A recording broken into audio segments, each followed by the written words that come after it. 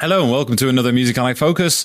I'm Music Ally's editor, Joe Sparrow, and this episode we're joined by David Martin, who's CEO of the Featured Artists Coalition, the FAC, which is the UK trade body that represents the rights and interests of music artists. We're going to talk to David about two of the key needs that emerging artists have, that is to say, a guiding hand at the right time and making money from merchandise.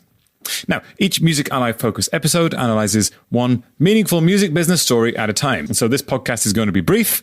It should take about the same amount of time as Nuri Ayachi, aka KO, and Carlo Lenzoni, aka Charlie Kidd, and Marielle Sheehy could execute 1,000 choke slams. Our intrepid trio achieved 34 choke slams in 1 minute in 2010. Now, talking of choking, some emerging artists may choke on their cornflakes when they find out that venues that they're about to play in are going to ask for 25% plus tax of all the merchandise they sell in the venue. That's one of the realities of touring that the FAC has decided to campaign against. And we're about to talk to CEO David Martin about its 100% Venues campaigns, which is a public database of UK and North American venues that charge zero commission on artists' merchandise sales, and about the needs of emerging artists who are hitting the cusp of success, and why the FAC has decided to inject cash and connections at that point where they think the artist is about to turn a corner. It's a great conversation. Let's go over to David right now. Well, I'm extremely happy to welcome David Martin from the FAC to the podcast. Hello, David. Hi, Joe. Thanks for having me. You're very welcome. Good to see you. Now, let's just kick things off at a basic level. Can you explain who you are and what the FAC does and why what it does is important? Yeah, so I'm David Martin. I'm the CEO of the Featured Artists Coalition. We're the UK trade body that represents the rights and interests of the community of artists that's in the UK. And we also have some overseas members as well. We do broadly three things. We educate artists and bring them together to create community. We do some sort of leadership and bits of research. And we work on policy, advocacy, and lobbying for the artist community.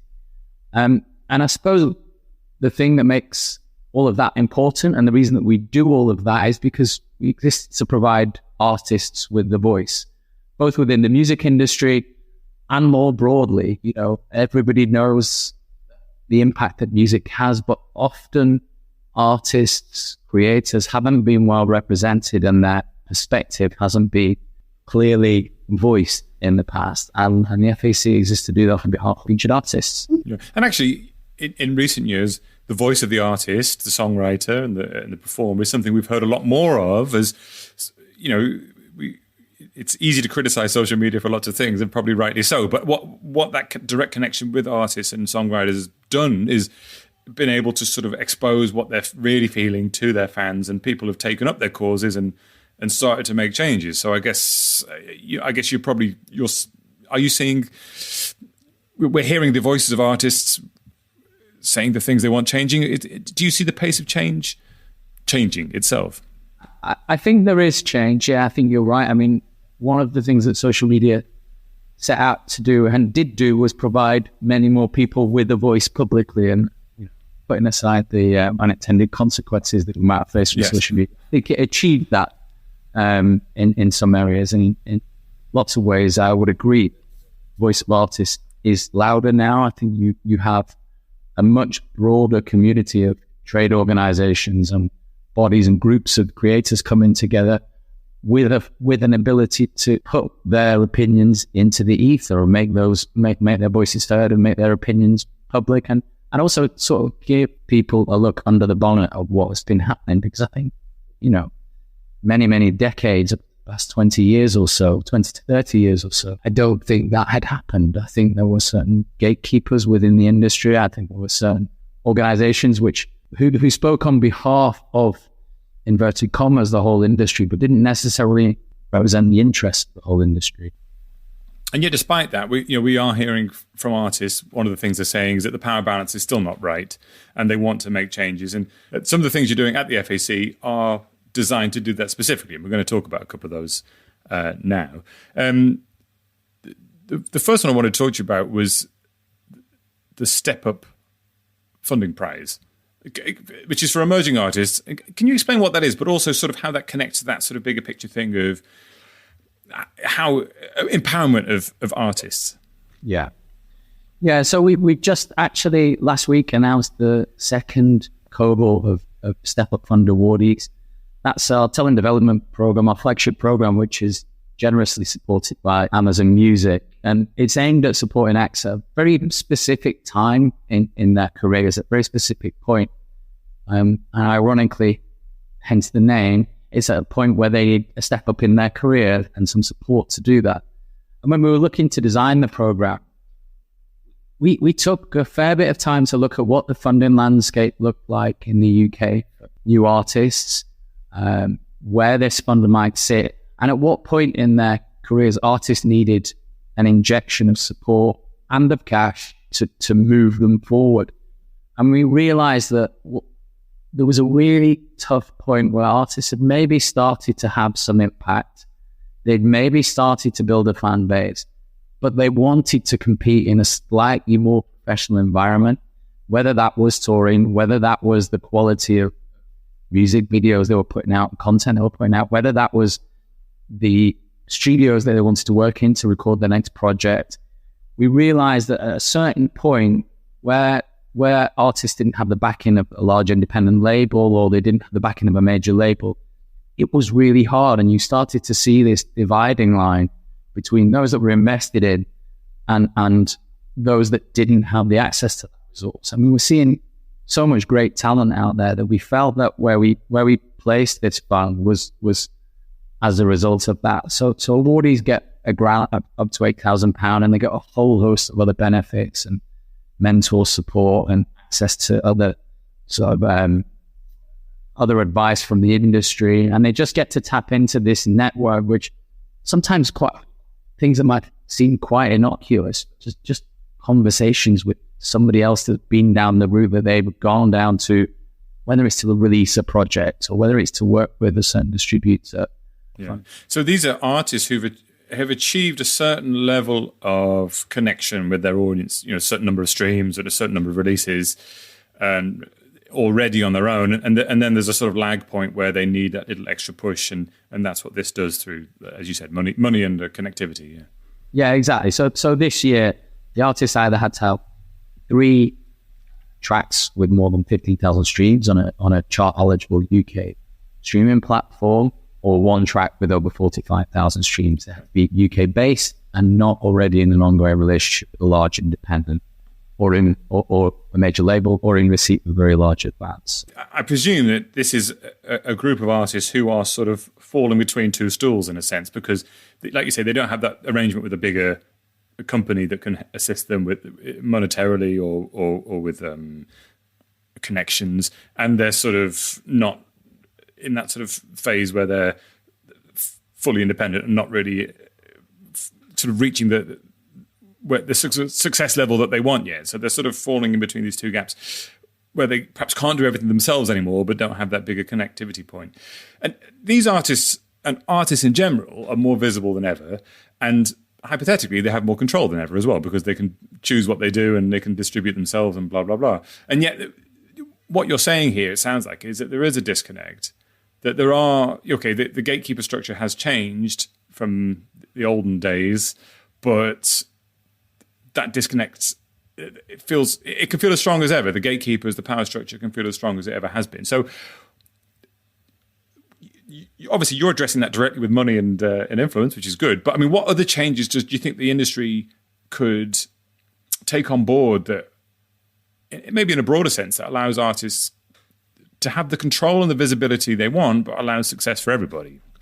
Yeah, I think that power, that gatekeeper power that you refer to, I think it's about 3 different things. I think it's about the visibility itself, which in today's world often costs money, which is sort of what the fund is trying to do, whether that's to get in front of an audience physically, whether that's to be able to market yourself, whether that's to be able to put together the next release. So I think it's about that visibility.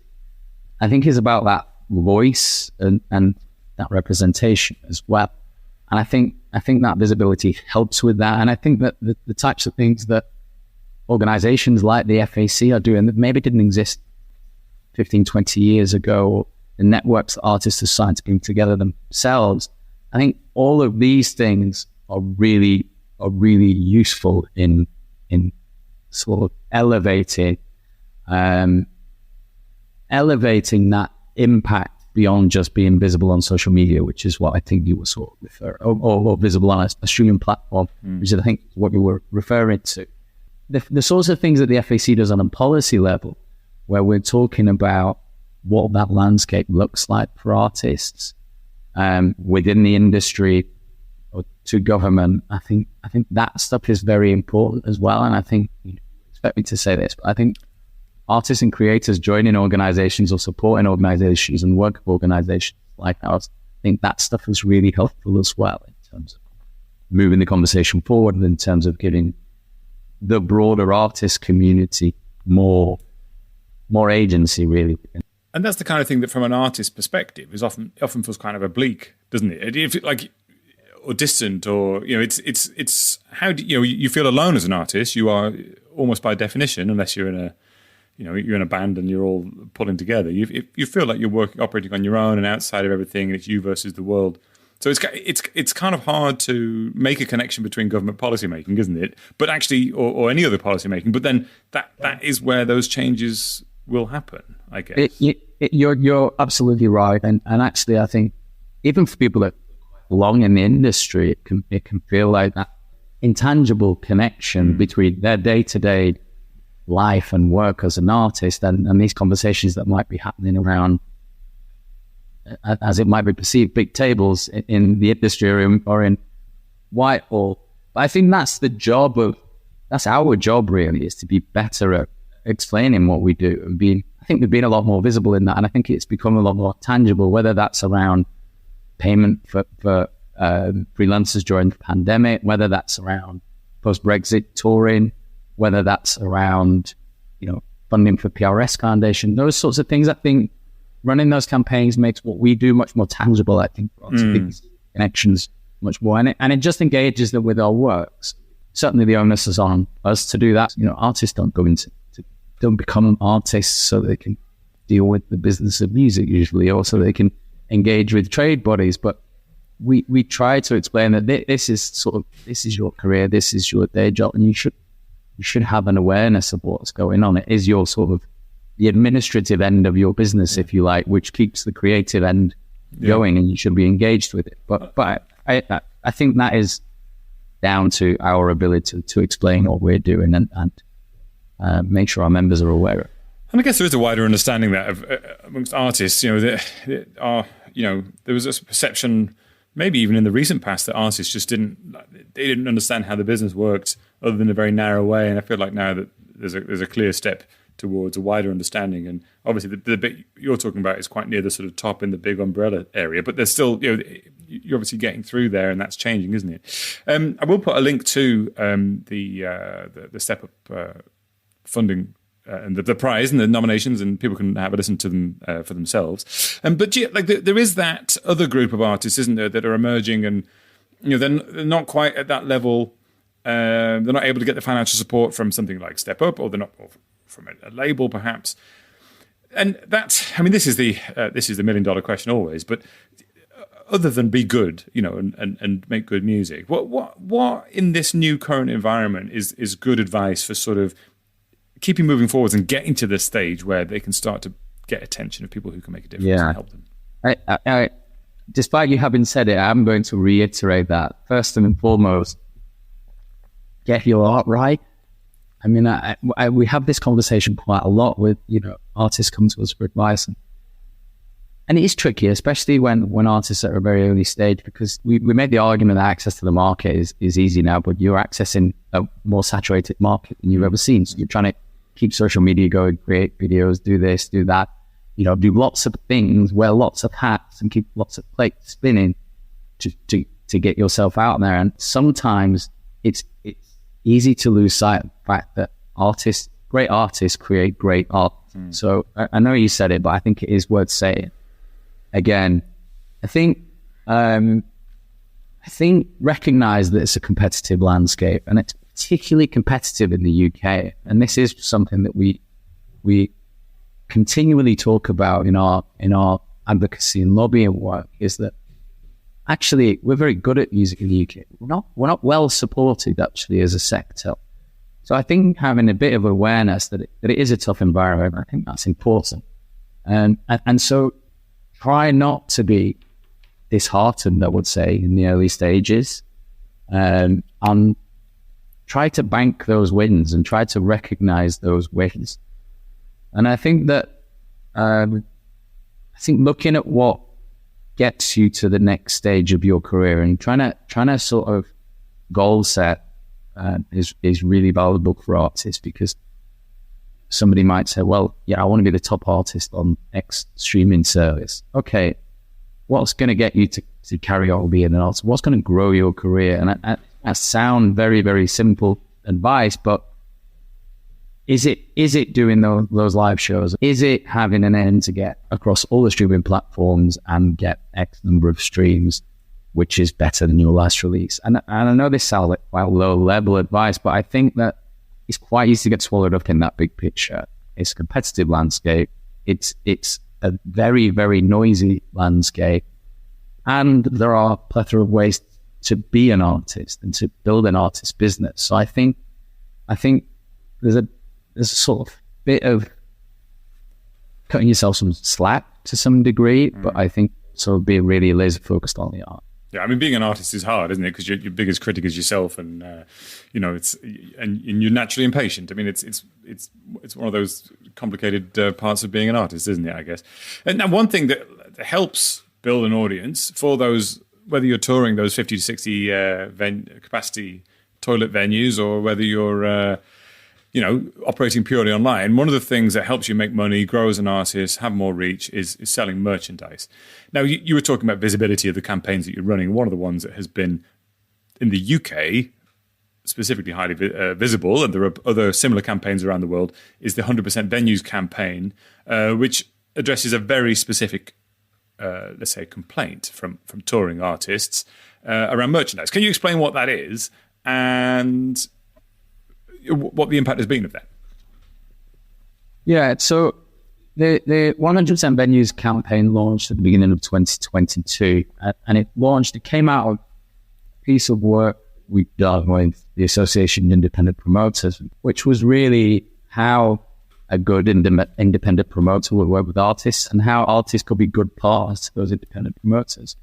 And one of the points in that is that those promoters would not implement punitive commission fees on artists for the sale of the merchandise at the shows that they ran. Now, that has long been an issue. We found clippings from old NME articles of sort of 40 plus years ago, 30, 40 plus years ago, artists complaining that they were going to venues and then being charged fees as high as 25% plus VAT on the sale of their merch. So we launched the campaign at the start of 22, and there'd been a lot of noise from the likes of Tim Burgess and Peter Hook at that point.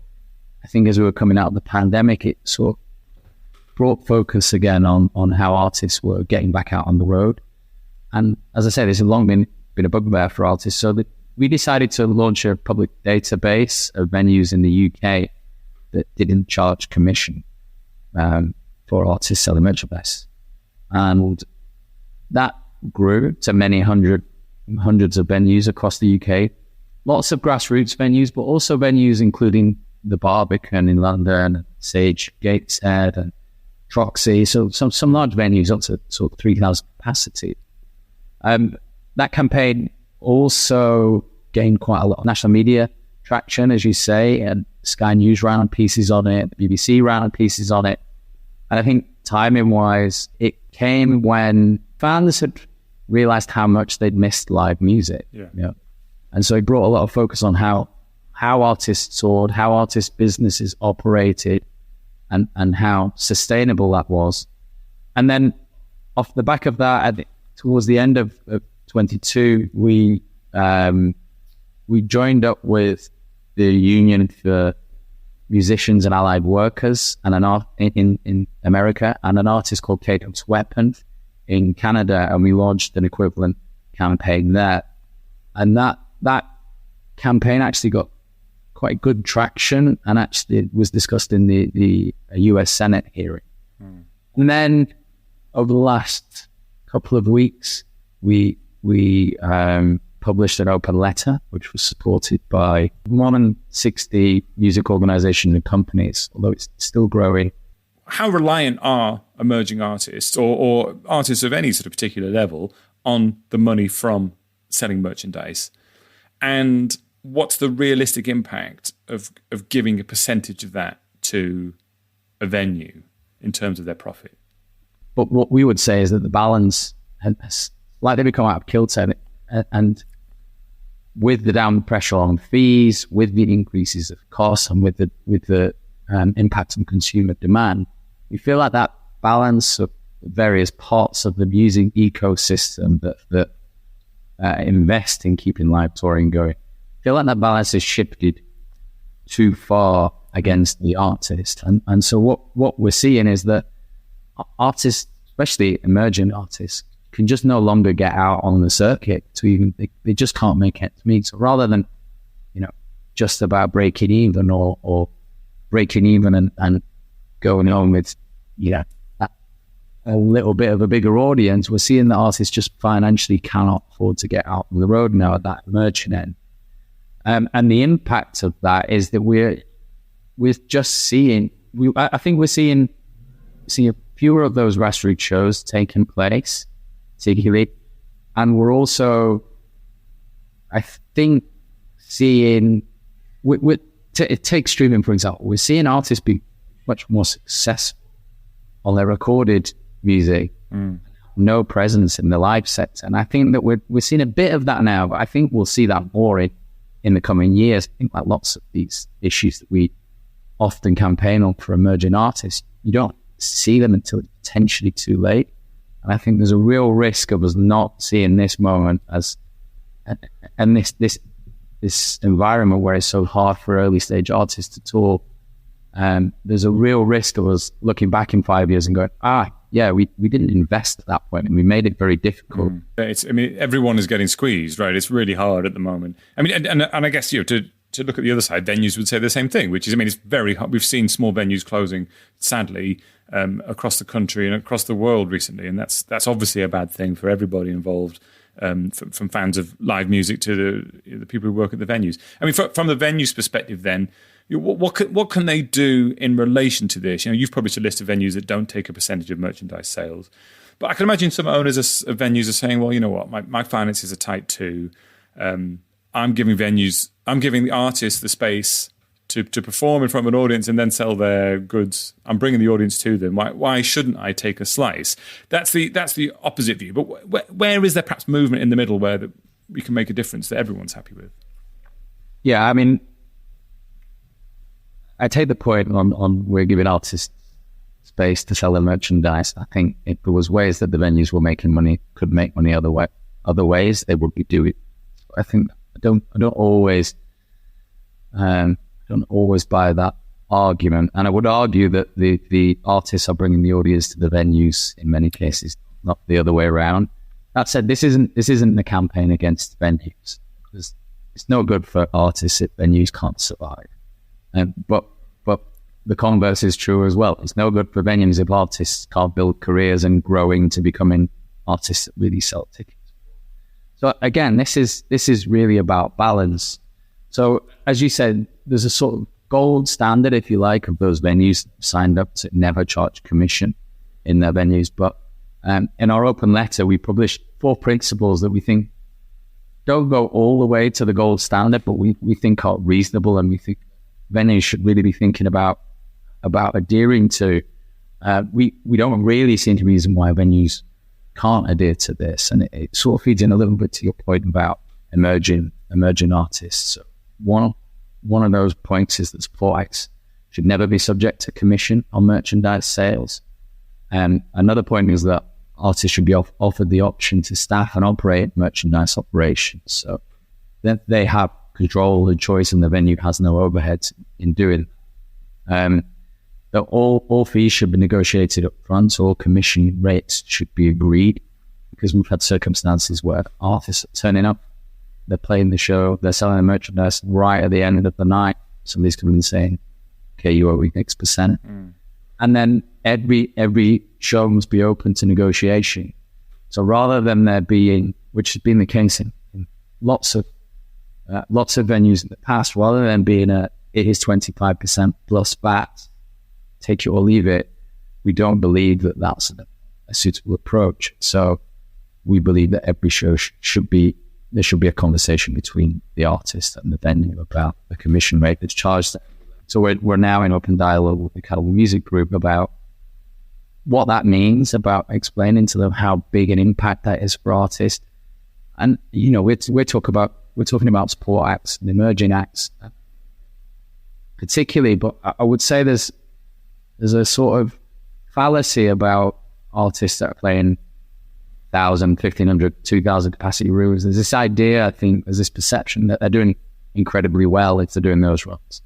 It's not always the case, and making those types of shows and that sort of tour circuit financially viable is a challenge. So it's really good the Catalan Music Group open to this conversation now.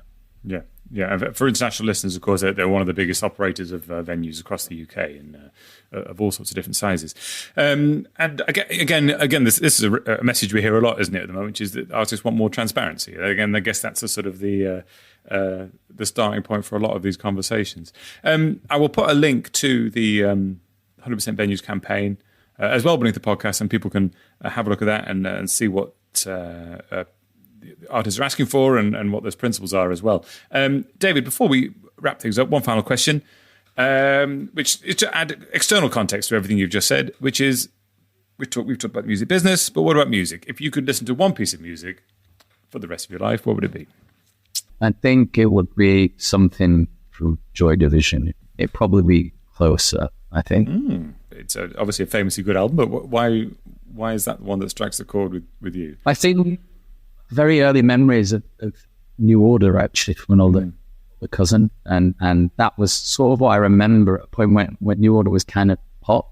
I was about the right age, and that sort of synthesizer with guitars, crossover sound really influenced what I was into, I think. And then obviously as you get older, you start to dig into past and read sleeve notes, etc., etc. And I'm a huge Joy Division fan, and I think it ticks there's a lot in there. There's a lot packed into what they do. There's a lot packed into their sound. There's a very dark sort of element to that. Yes. I was going to say, if you're going to isolate yourself with one album forever, it's a telling choice, isn't it? But yeah. Well, to my sensibilities, I think a little bit. It's into my musical sensibilities, and so I think it'd be that. But that's a nearly impossible question. It is an impossible question, which is why I ask everybody. I can't think there's many bands that you get two great bands that are connected but so different, and there's so much to dig into, like you say there, so much to enjoy with those two artists that are the same artists, So yeah, I can empathize with your choice. I'll put a link to that as well.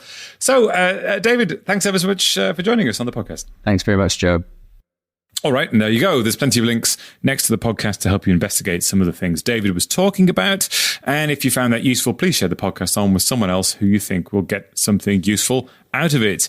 And if you want to get in touch with me, I would love to hear from you. You can email me as ever at joe@musically.com. That's Joe, Joe, @musically.com. We also have a free weekly email that goes out every single Friday called The Knowledge, which rounds up bits and pieces of the best analysis, news, marketing insight and skills from Music Ally. The link is in the description around the podcast. Sign up and impress your boss. There's also a smaller version of it that goes out on LinkedIn. So find Music Ally on LinkedIn. You can follow us there.